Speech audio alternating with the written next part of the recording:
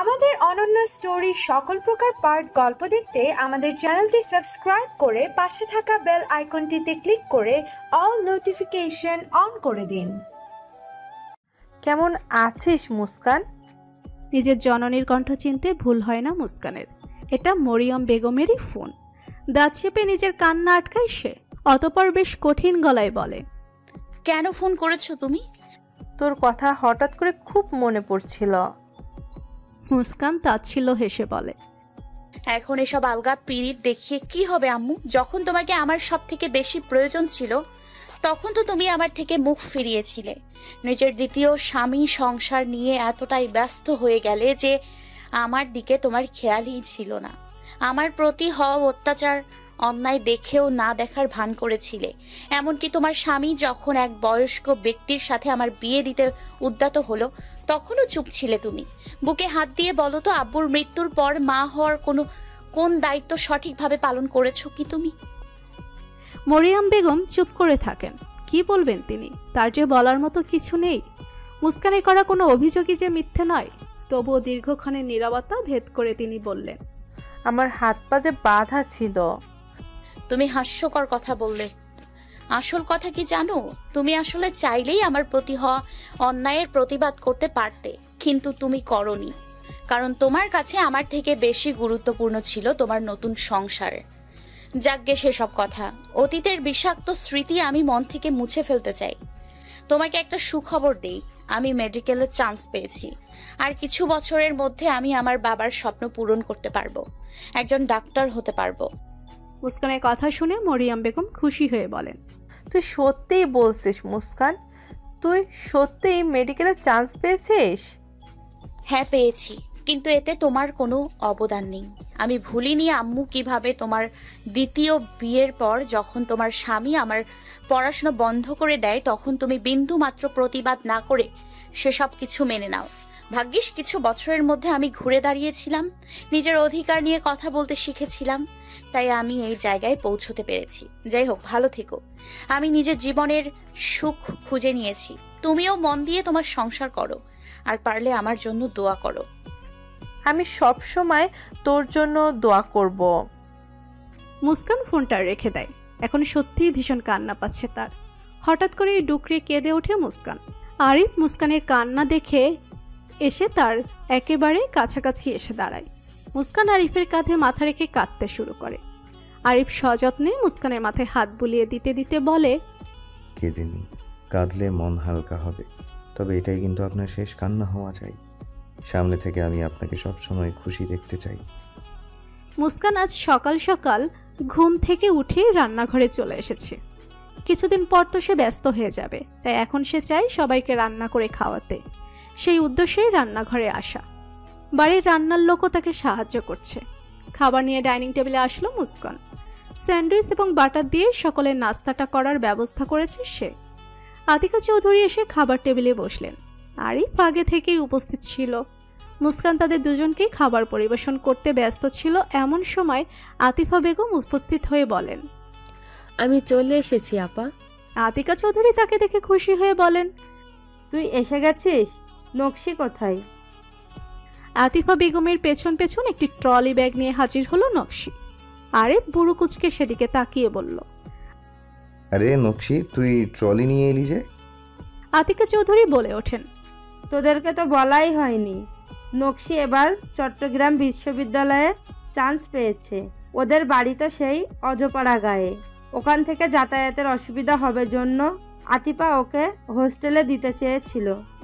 তখন আমি আপত্তি জানিয়ে বলি, শহরে আমাদের এত বড় একটা বাড়ি থাকতে নকশি হোস্টেলে থাকতে যাবে কেন?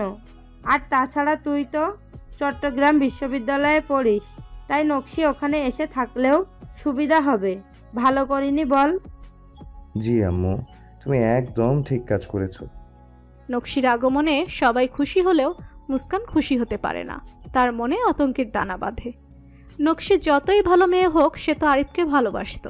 এখন যদি হঠাৎ এভাবে এই বাড়িতে এসে থাকায় তাদের পুরাতন ভালোবাসা জেগে ওঠে, তাহলে কি হবে? সবেমাত্র তার আর আরিফের সম্পর্ক ভালোর দিকে যাচ্ছে। এই মুহূর্তে নকশির আগমন তার মনে ভয় ধরিয়ে দিল যেন। মুস্কানের এরূপ ভাবনার মাঝে আচমকা নকশি এগিয়ে এলো তার দিকে। মুস্কানের সম্মুখে এসে মৃদু হেসে বলল, কেমন আছো ভাবি? মুস্কান জোরপূর্বক হেসে বলল, আলহামদুলিল্লাহ, তুমি? আমিও আলহামদুলিল্লাহ ভালো আছি। আজ থেকে আমি এই বাড়িতেই থাকবো পড়াশোনার জন্য। তোমার কোনো আপত্তি নেই তো? মুস্কান কিছু বলার আগেই আরিফ খানিকটা এগিয়ে এসে বলল, ওনার আবার আপত্তি থাকতে যাবে কেন নকশি? তোকে নিয়ে ওনার তো কোনো সমস্যা নেই। নকশি ইতস্তত বোধ করে বলে, না মানে যদি ভাবি আমাকে এই সংসারে বোঝা মনে করেন। মুস্কান এমন কিছু ভাববেন না। ওনার সাথে এতদিন থেকে আমি যা বুঝেছি, ওনার চিন্তা ভাবনা এরকম নয়। আরিফের মুখে নিজের এমন প্রশংসা শুনে মুস্কানের ভীষণ ভালো লাগলো। মনের অজান্তেই হেসে উঠল সে। আতিফা বেগম নকশিকে আরিফদের বাড়িতে রেখেই ফিরে গেছেন। নকশির বাবা কিছু বছর আগে এক দুর্ঘটনায় পঙ্গু হয়ে যান। তারপর থেকে ঘরেই পড়ে আছেন, যার দরুন তার খেয়াল রাখতে হয় সর্বক্ষণ। তাই আতিফা বেগমের তাকে বাড়িতে থেকে বাইরে বেশিক্ষণ থাকার জো নেই। আতিফা বেগমের বিদায়ের পর নকশি গেস্ট রুমে চলে গেছে। এখন সে সেখানে বিশ্রাম নিচ্ছে। এদিকে মুস্কানের মন হঠাৎ করে অনেক বেশি অস্থির হয়ে ওঠায় সে রুমে এসে শুয়ে পড়েছে। বারবার বিছানার এপাশ ওপাশ করছে, তবুও তার শান্তি হচ্ছে না। মুস্কান চাইলেও গতবার নকশির করা কাণ্ডটা ভুলতে পারছে না। এছাড়া মুস্কান মনে মনে নকশির সাথে তার তুলনাও করতে লাগলো। নকশি এবং সে প্রায় সমবয়সী হলেও রূপে লাবণ্যে নকশির ধারের কাছে নেই মুস্কান। মুস্কানের গায়ের রংটা বেশ ফর্সা, নকশির একটু কম ফর্সা, কিন্তু নকশি মুস্কানের থেকে বেশি আকর্ষণীয়। নকশির সুন্দর মুখশ্রী, ফিগার সবই তার থেকে উত্তম। নকশির লম্বা কেশের সাথে নিজের ছোট ছোট চুলেরও পার্থক্য খুঁজে পেল মুস্কান। এসব ভাবনা মনে আসতেই তার মনে যেই বিষয়টা আগে নাড়া দিল সেটা হলো, নকশি প্রস্তাব দিলে তো যে কোনো পুরুষই তার প্রেমে মত্ত হবে। যদিও আরিফও নকশির প্রেমে মত্ত হয়, তাহলে তার কি হবে? সে যে অনেক চেষ্টা করে অনেক কিছু বিসর্জন দিয়ে এই সম্পর্কটাকে অনেক দূর এগিয়ে নিয়ে এসেছে। এই সম্পর্কে চিড় ধরলে যে তার ভীষণ কষ্ট হবে। মুস্কানের এসব ভাবনার মধ্যেই আরিফ রুমে এলো। মুস্কানের গভীর ধ্যানে কিছু ভাবতে দেখে আরিফ বিছানার একেবারে সামনাসামনি এসে বলল, এত কি ভাবছেন আপনি? মুস্কান আরিফকে দেখে প্রথমে খানিকটা হচকচিয়ে যায়, অতঃপর নিজেকে সামলে নিয়ে বলে, তেমন কিছু না। আরিফ আর বেশি ঘাটাতে চায় না যে দোলনায় শুয়ে থাকা ঘুমন্ত রুহির দিকে এক পলক তাকিয়ে বিদায় নিল। আরিফ উঠে যেতেই হঠাৎ করে মুস্কানের মনে হলো তার আরিফকে চোখে চোখে রাখা দরকার। যেই ভাবা সেই কাজ। মুস্কান তড়িৎ উঠে পড়ল, আরিফের পেছন পেছন যেতে লাগলো। আরিফকে গেস্ট রুমের দিকে যেতে দেখে মুস্কানের বুক কেঁপে উঠল। তার মনে আবার এই প্রশ্নটি জেগে উঠল যে তার ভাবনাই কি তাহলে সত্যি হতে চলেছে? মুস্কান কিছুক্ষণ স্থবির হয়ে দাঁড়িয়ে থাকলো। নিজেকে ধাতস্থ করে ধীর পায়ে এগিয়ে যেতে লাগলো গেস্ট রুমের দিকে। গেস্ট রুমের বাইরে দাঁড়িয়ে আড়ি পেতে শুনতে লাগলো আরিফ ও নকশি হেসে হেসে কিসব যেন কথা বলছে। এই দৃশ্য তার অন্তরে আগুন জ্বালিয়ে দিল। মুস্কান গেস্ট রুমের পর্দা শক্ত করে আঁকড়ে ধরল। মনে মনে আতঙ্ক প্রকাশ করে বলল, না, এটা হতে পারে না। আমি আরিফকে অন্য কারোর হতে দিতে পারি না। আগুন আর ঘিকে কোনোভাবেই পাশাপাশি রাখা যাবে না। নিজের সংসার বাঁচানোর জন্য পদক্ষেপ এবার আমায় নিতেই হবে। দুপুরে ডাইনিং টেবিলে সকলে উপস্থিত হয়েছে লাঞ্চ করার জন্য। আতিকা চৌধুরীর কলেজে যাওয়ার কারণে তিনি অনুপস্থিত আছেন। তবে যথারীতি উপস্থিত আছে আতিক, তার কোলে ছোট্ট রুহিও আছে। নকশিও এসে বসে পড়েছে ঠিক আরিফের পাশের চেয়ারে, যা মুস্কানের মোটেই ভালো লাগছে না। সে ক্ষুব্ধ দৃষ্টিতে একবার নকশির দিকে তাকিয়ে খাবার পরিবেশন করতে লাগলো। খেতে বসেও নকশি আরিফের সাথে নানা রকম গল্প করছিল। এসব আর সহ্য হচ্ছিল না মুস্কানের। ধৈর্যের বাঁধ ভেঙে যাওয়ার কারণে মুস্কান হঠাৎ করে রেগে বলে ওঠে, খাওয়ার সময় এত কিসের কথা? চুপচাপ খান তো। আরিফ। মুস্কানের দিকে বিস্ময়ের সাথে তাকালো আরিফ। তার চোখের দিকে তাকিয়ে কিছু বোঝার চেষ্টা করলো, কিন্তু ব্যর্থ হলো। নকশি বলল, সরি ভাবি, আসলে অনেকদিন পর আমরা একসাথে হয়েছি তো, তাই অনেক গল্প জমে আছে। যাই হোক, তুমি ঠিকই বলেছ।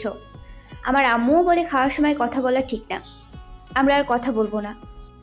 নকশির দিকে কিছুক্ষণ স্থির দৃষ্টি নিক্ষেপ করে রান্নাঘরে চলে গেল মুস্কান। মুস্কান গল্পের বই নিয়ে বসেছে। আজ অনেকদিন পর। ছোটবেলা থেকেই টুকটাক গল্প পড়ার স্বাদ তার। বর্তমানে বিভূতিভূষণ বন্দ্যোপাধ্যায়ের পথের পাঁচালী উপন্যাস পড়ছে সে। মূলত নকশির আগমনে তার মনে যে চাঞ্চল্য এবং অস্থিরতা সৃষ্টি হয়েছে তা কমানোর জন্যই বই নিয়ে বসা। উপন্যাস পড়তে পড়তে তার মাঝেই হারিয়ে গেল মুস্কান। এর মাঝে হঠাৎ করে তার কানে একটা বিকট শব্দ আসলো। শুনে মনে হলো কারো পড়ে যাওয়ার শব্দ। মুস্কান বইটি টেবিলের উপর রেখে ঘটনা কি তা জানার জন্য বের হলো। সিঁড়ি বেয়ে নিচে নামতে গিয়ে দেখলো নকশি মেঝেতে পড়ে আছে। দেখে মনে হচ্ছে সিঁড়ি থেকে পড়ে গেছে সে। আরিফ তার সম্মুখে অবস্থান করছে। নকশি ব্যথায় আর্তনাদ করে বলছিল, ভাইয়া আমার পা মনে হয় ভেঙে গেছে। আরিফ কিছুক্ষণ নকশিকে বকাবকি করলো। এভাবে অসাবধানভাবে চলাচল করায় অনেক ভালো মন্দ কথা বলল। অতঃপর নিজের বাহুডোরে আবদ্ধ করে তাকে তুলে নিল নিজের কোলে। তাকে গেস্ট রুমের দিকে নিয়ে যেতে লাগলো। এই দৃশ্য দেখে মুস্কানের হৃদয় কেঁপে উঠল। বুকের বাঁ পাশে তীব্র ব্যথা অনুভূত হলো। মুস্কান দৌড়ে নিজের রুমের দিকে পা বাড়ালো। রুমে এসে দ্রুত কপট লাগিয়ে দিল। ক্ষিপ্ত বেগে বিছানায় শুয়ে পড়ে ডুকরে কেঁদে উঠল। আর্তনাদ করে বলতে লাগলো, কেন আমার সাথে এমন হয় আল্লাহ? তুমি কি আমার ভাগ্যে একটু সুখ লিখে রাখোনি? যখনই একটু সুখের দেখা পেলাম তখন কেন এভাবে সব এলোমেলো করে দিচ্ছ? আরিফ নকশিকে গেস্ট রুমে রেখে এসে প্রবেশ করলো। রুমে এসে মুস্কানকে কাঁদতে দেখে হতবিহব্বল হয়ে পড়ল সে। মুস্কানের এই দশার কারণ সে কিছুতেই আন্দাজ করতে পারল না।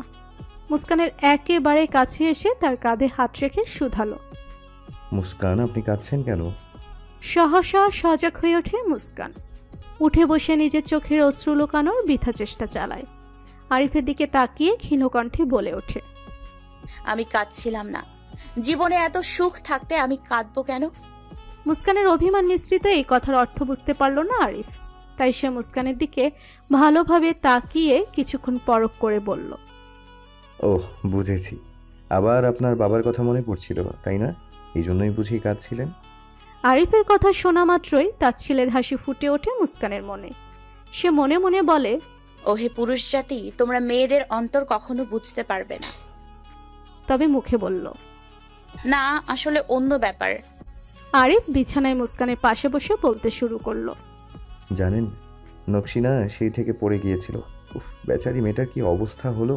2 দিন পর ওর ভার্সিটির প্রথম দিন। এখনই এমনটা হওয়ার ছিল। আর সহ্য করতে পারল না মুস্কান। এবার তার অন্তরাত্মা তাকে আহ্বান জানালো প্রতিবাদ জানানোর জন্য।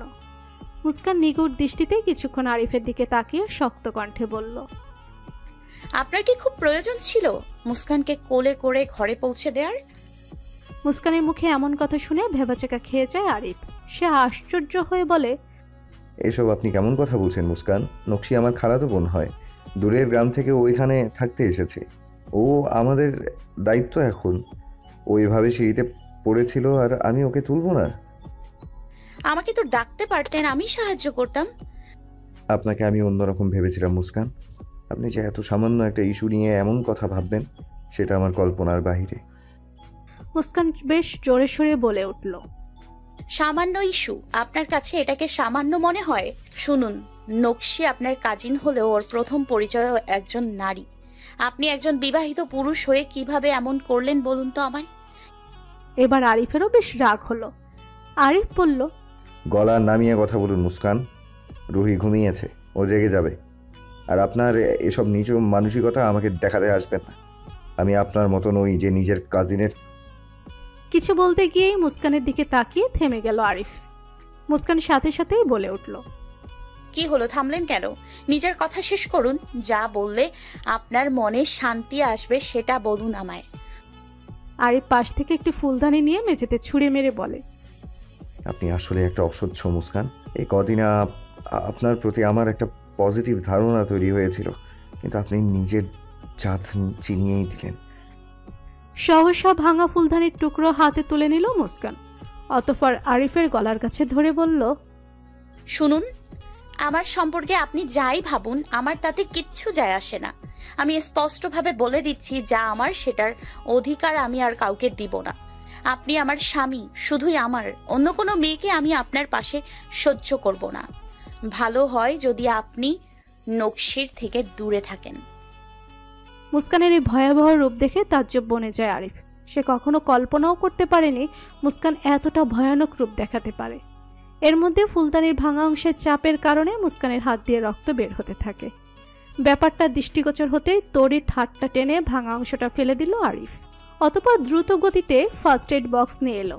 মুস্কানের হাত টেনে নিয়ে ফার্স্ট এড করতে চাইলে মুস্কান হাত সরিয়ে নিয়ে বলে, আমাদের হাতের এই রক্তক্ষরণ আপনাকে এত ভাবাচ্ছে, অথচ আমার হৃদয়ের রক্তক্ষরণ নিয়ে আপনি ভাবছেন না। আরিফ জোরপূর্বক মুস্কানের হাত টেনে নিয়ে ফার্স্ট এড করতে করতে নরম স্বরে বলে, আপনি আমার প্রতি যতই অভিযোগ রাখুন না কেন, আমি একটা ব্যাপারে আপনাকে নিশ্চিত করে দিচ্ছি, আমি আপনাকে কখনোই ঠকাবো না। হ্যাঁ, আমি আপনার স্বামী এবং শুধু আপনারই থাকবো। অন্য কোনো মেয়ের দিকে কখনো চোখ তুলে তাকাবো না, আমার উপর বিশ্বাস রাখতে পারেন। মুস্কান কিছুটা আশ্বস্ত হয়। অতঃপর আরিফের কাঁধে মাথা রেখে বলে, আর কতদিন আরিফ, আমরা কি নিজেদের সম্পর্কের এই দূরত্ব ঘোচাবো না? আমার যে ভীষণ ইচ্ছা করে আপনাকে নিজের করে পাওয়ার। আরিফ হঠাৎ করে মুস্কানের দিকে তাকালো, কিছুক্ষণ মনে মনে কিছু ভাবলো, অতঃপর হেসে উঠল। বেশ, আমি আপনার কথা রাখবো, আজ রাতে আমরা এক হব। আরিফের কথা শীতল আবহে ঢেকে দেয় মুস্কানকে। সাথে সাথে ভীষণ লজ্জা অনুভব করে সে। লজ্জায় মুখ নামিয়ে নেয়। আরিফ মুস্কানের দিকে তাকিয়ে মৃদু হাসে। আজ রাতে খুব সুন্দরভাবে নিজেকে সাজিয়ে রেখেছে মুস্কান। আজ যে তার জীবনের সব থেকে বিশেষ রাত হতে চলেছে। আজ যে তার জীবনের দ্বিতীয় বাসর রাত। হ্যাঁ, প্রথম বাসর রাতে তাদের দুই আত্মা বা শরীর কোনো কিছুরই মিলন ঘটেনি। তবে আজ মুস্কান চায় তাদের শরীর এবং আত্মা মিলেমিশে একাকার হয়ে যাক। লাল রঙের একটি জর্জেটের শাড়ি, মুখে হালকা লিপস্টিক, চোখে সামান্য কাজল, আইশ্যাডো, আইলাইনার, আরও কত কি। নিজেকে আয়নায় দেখে নিজেই মুগ্ধ হচ্ছে মুস্কান ও কল্পনা করতে থাকে সেই মুহূর্তকে যখন আরিফ এই রূপে তাকে দেখবে। নিশ্চয়ই আজ আরিফের মাথা ঘুরে যাবে মুস্কানকে এভাবে দেখে। এই ব্যাপার নিয়ে ভাবতেই মুস্কানের মুখশ্রী হাসিতে ভরে উঠল। মুস্কান আয়নার দিকে তাকিয়ে খেয়াল করলো তার ফর্সা গাল লজ্জায় লাল হয়ে গেছে। হঠাৎ করে রুহির কান্নার আওয়াজে ধ্যানভঙ্গ হয় মুস্কানের। তড়িৎ দোলনার কাছে গিয়ে ক্রন্দনরত রুহিকে নিজের কোলে তুলে নেয়। আদর মমতার পরশে ভরিয়ে দেয় ছোট্ট মেয়েটিকে। রুহিও মুস্কানের এই মমতার পরশে একদম চুপ হয়ে যায়। কিছুক্ষণ পরেই খিলখিলিয়ে হেসে ওঠে। সময় এগিয়ে যেতে থাকে আপন বেগে। মুস্কানের অপেক্ষার পালা আর শেষ হয় না। ঘড়ির দিকে অবিরত তাকিয়ে রইল মুস্কান। রাত যত বেড়েই চলেছে, মুস্কানের মনে চঞ্চলতাও ততই বাড়ছে। আরিফকে একের পর এক ফোন করতে লাগলো মুস্কান, কিন্তু ফলাফল শূন্য। অবশেষে মুস্কান রাত জেগে অপেক্ষা করতে লাগলো, কিন্তু রাতের আধার বাড়লেও তার অপেক্ষার কমল না। হঠাৎ করে খুব কান্না পেতে লাগলো মুস্কানের। তার মনে হতে লাগলো কেন এত অভাগে সে। তার ভাগ্যের সুখ কি সবসময় এভাবেই অধরা হয়ে থেকে যাবে? আরিফ কেন আজ তাকে কথা দিয়ে এলো না? অপেক্ষা করতে করতে সোফার মধ্যেই ঘুমিয়ে পড়ল মুস্কান। প্রভাতের কিরণ চোখে এসে পড়তেই মুস্কানের ঘুমে ব্যাঘাত ঘটল। ঘুম ভেঙে যেতেই তড়িৎ উঠে বসল মুস্কান। আশেপাশে তাকিয়ে আরিফকে খুঁজল, কিন্তু পেল না। হতাশার দীর্ঘশ্বাস বেরিয়ে এলো মুস্কানের। সে উঠে গিয়ে ওয়াশরুমে গেল। ওয়াশরুমের আয়নায় নিজেকে দেখল। কাল তাকে যতটা সুন্দর লাগছিল, আজ ততটাই বিশ্রী লাগছে। চোখের জলে লেপটে গেছে কাজল, সাজও মলিনতায় ছেয়ে গেছে। মুস্কান চোখে মুখে পানি ছিটিয়ে নিজের শ্বাস তুলে ফেলল। লম্বা সময় ধরে শাওয়ার নিয়ে তারপর বাইরে এলো। ঘড়িতে সময় দেখলো সকাল 8টা বাজে। এখন তার মধ্যে দুশ্চিন্তা বাধা বাঁধতে লাগলো। সারা রাত আরিফ কোথায়, এ প্রশ্ন জেগে উঠল তার মনে। মুস্কানের ভাবনার মধ্যেই রুমে প্রবেশ করলো আরিফ। মুস্কান আরিফের দিকে তাকিয়ে তার উস্খুস্কো চুল, মলিন চেহারা দেখে ঘাবড়ে গেল। তড়িৎ ছুটে গিয়ে তার সম্মুখে অবস্থান নিয়ে বলল, আপনি সারা রাত কোথায় ছিলেন, আর আপনাকে এমন লাগছে কেন? সহসা মুস্কানকে ধাক্কা দিয়ে নিজের সামনে থেকে সরিয়ে দিল আরিফ। গর্জে উঠে বলল, চলে যান আমার সামনে থেকে। মুস্কান আরিফের দিকে হতভম্ব হয়ে তাকিয়ে রইল। আরিফের এমন আচরণে ভীষণ কষ্ট পেল মুস্কান। তার মনে অভিমানের পাহাড় জমতে লাগলো। আর সইতে না পেরে বেচারি রুম থেকে বাইরে বেরিয়ে এলো। দাঁত চেপে নিজের কান্না আটকাতে লাগলো। মুস্কান সিদ্ধান্ত নিয়ে আসে আরিফের ইচ্ছাকে প্রাধান্য দেবে। আরিফ তাকে চলে যেতে বলেছে তো, মুস্কান এবার সত্যিই চলে যাবে। আরিফের থেকে অনেক দূরে চলে যাবে সে। এসব ভাবনা থেকেই মুস্কান এক কাপড়ে বাড়ি থেকে বেরিয়ে এলো। আসার সময় কাউকে জানিয়েও এলো না। মুস্কান বাইরে এসে ভাবতে লাগলো এখন কোথায় যাবে সে। কুজানদের বাড়িতে গেলে তো আরিফ খবর পেয়ে যাবে। মুস্কানের হঠাৎ মনে পড়ে যায় তার এক বান্ধবীর কথা। তার বান্ধবী দোলা এই শহরে একাই থাকে, একটি ফ্ল্যাট ভাড়া নিয়ে। মুস্কান সিদ্ধান্ত নিল সেখানে গিয়েই থাকবে কিছুদিন, এরপর যা হবে দেখা যাবে। আরিফের করা খারাপ ব্যবহারগুলো সে কিছুতেই ভুলতে পারছে না। আরিফ বিছানায় বসে নিজের চুল আঁকড়ে ধরে বসে আছে। তার মাথায় ভীষণ যন্ত্রণা হচ্ছে। গতকাল রাতে ঘটে যাওয়া ভয়াবহ ঘটনা সে কিছুতেই নিজের মাথা থেকে বের করতে পারছে না। ভীষণ দুশ্চিন্তা হতে লাগলো আরিফের সামনের কথা ভেবে। দু চোখ বন্ধ করে সে বলল, খারাপ কিছু যেন না হয়, আমি চাই না খারাপ কিছু হোক। আল্লাহ, তুমি সব ঠিক করে দিও। আরিফের ভাবনার মধ্যেই আতিকা চৌধুরী তার রুমে এলেন। আরিফকে এমন বিধ্বস্ত অবস্থায় দেখে তিনি বললেন, কি হয়েছে রে আরিফ, তোকে এমন লাগছে কেন? মুস্কান কোথায়? সকাল থেকে ওকে দেখছি না। আরিফের মাথায় এতক্ষণে মুস্কানের কথা আসলো। সকালে তো রাগের মাথায় মেয়েটার সাথে অনেক খারাপ ব্যবহার করে ফেলেছিল সে, তারপর আর খোঁজ নেওয়াও হয়নি। মুস্কানের কথা মাথায় আসতে উঠে দাঁড়ালো আরিফ। উৎকণ্ঠার সাথে বলে উঠল, তুমি সব জায়গায় দেখেছো তো আম্মু? মুস্কান কি সত্যি কোথাও নেই? আতিকা চৌধুরী মাথা নাড়ালেন। আরিফের দুশ্চিন্তা বাড়তে লাগলো। একেই নিজের জীবনে ঘটে যাওয়া অনাকাঙ্ক্ষিত ঘটনা নিয়ে তার চিন্তার শেষ নেই, তার উপর হঠাৎ মুস্কানের এভাবে নিরুদ্দেশ হয়ে যাওয়া তার চিন্তাকেই বাড়িয়ে দিল। আরিফ দুশ্চিন্তাগ্রস্ত হয়ে পড়ল। বাইরে বেরোলো মুস্কানকে খোঁজার জন্য। আশেপাশে কোথাও মুস্কানকে খুঁজে না পেয়ে মনে পড়ল কুজনের কথা। তড়িৎ ফোন করলো তাকে। কুজন ফোন রিসিভ করতে আরিফ তাকে জিজ্ঞেস করলো, হ্যালো কুজন, মুস্কান কি তোদের বাসায় গেছে? কই না তো। ভালো করে একটু খোঁজে নিয়ে দেখ না। আমি তো আজ সকাল থেকেই বাসাতে আছি। মুস্কান এখানে এলে তো জানতেই পারতাম।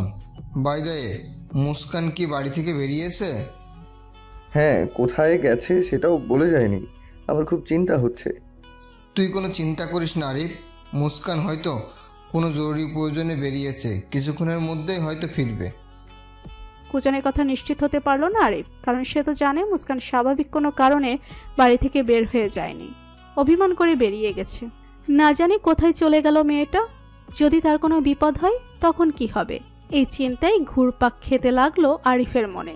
সে আর স্থির থাকতে না পেরে উদ্ভ্রান্তের মতো খুঁজে বেড়াতে লাগলো মুস্কানকে, কিন্তু কোথাও খুঁজে পেল না। পাবে কি করে? যে স্বেচ্ছায় হারিয়ে যায় তাকে খুঁজে পাওয়া কি এতই সোজা? আরিফও পেল না মুস্কানের কোনো হদিশ। অনেক খুঁজে ব্যর্থ হয়ে মলিন মুখে বাড়িতে ফিরল। আতিকা চৌধুরী ড্রয়িং রুমের সোফায় বসেই চিন্তায় মগ্ন ছিলেন।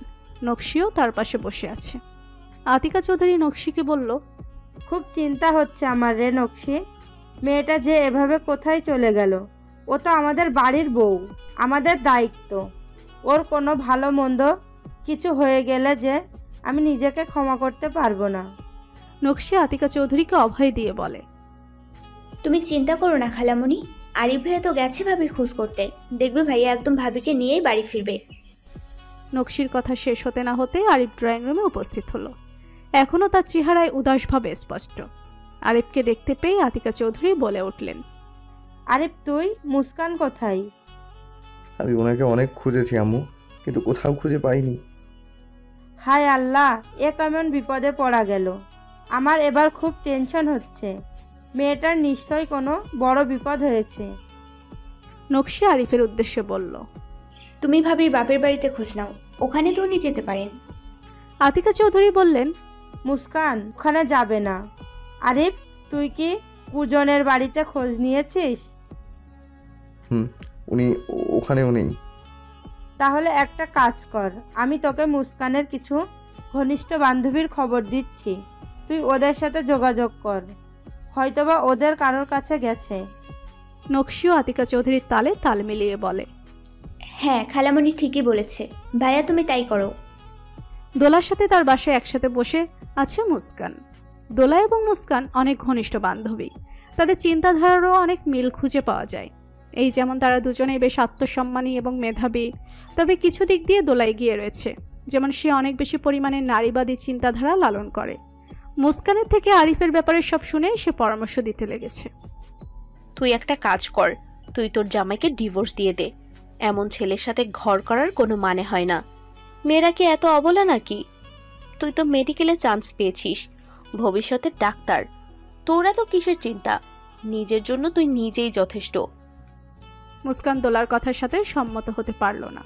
হ্যাঁ, তার আরিফের প্রতি রাগ হয়েছে বটে, কিন্তু তাই বলে ডিভোর্সের মতো এত বড় সিদ্ধান্ত সে নেবে না। সে তো এখন সম্পর্কের মূল্য বোঝে। মুস্কান জানে একটা সম্পর্ক ভাঙা যতটা সহজ, গড়া ঠিক ততটাই কঠিন। মুস্কানের খোঁজ করতে করতে আরিফ এসে উপস্থিত হয়েছে দোলার বাড়িতে। দোলার বাসার সামনে এসে কলিং বেল বাজালো আরিফ।